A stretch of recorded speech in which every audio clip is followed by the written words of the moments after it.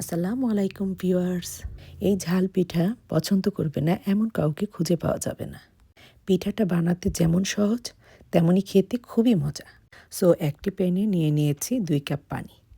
দিয়ে দিব স্বাদমতো লবণ। হাফ টিস্পুন করে দিয়েছি হলুদ ও মরিচের গুঁড়া। হাফ টিস্পুন দিলাম ভাজা জিরার গুঁড়া। হাফ টিস্পুন ধনিয়া গুঁড়া। আরও দিয়ে দিব আদা ও রসুন বাটা হাফ টিস্পুন করে। দিয়ে দিলাম ধনেপাতা কুচি। সবশেষে দিয়ে দিব কালি জিরা। এবার সব কিছু একসাথে মিশিয়ে চুলাটা অন করে দেব এবং অপেক্ষা করব বলক না আসা পর্যন্ত। এই পর্যায়ে দিয়ে দিব আগে থেকে টেলে রাখা 2 কাপ চালের গুঁড়া।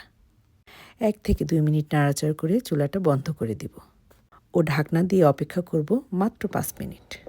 5 মিনিট পর গোলাটা দেখতে ঠিক এরকম হয়েছে। পিঠার ডোটা এখন রেডি। গোলাটা মথে সফট করে নেব। একটি বোর্ডে নিয়ে বেলে নেব।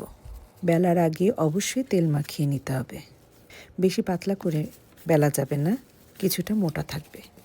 আমি ছোট সাইজের একটি বাটি নিয়ে কেটে নিচ্ছি।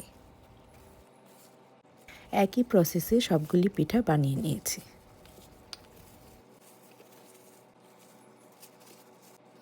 এইগুলি এবার ডুবো তেলে ভেজে নেব। চুলার আঁচটা মিডিয়াম রেখে এপাশ ওপাশ করে মুচমুচে করে ভেজে নেব। ভাজা হয়ে গেলে একটি প্লেটে উঠিয়ে নিচ্ছি।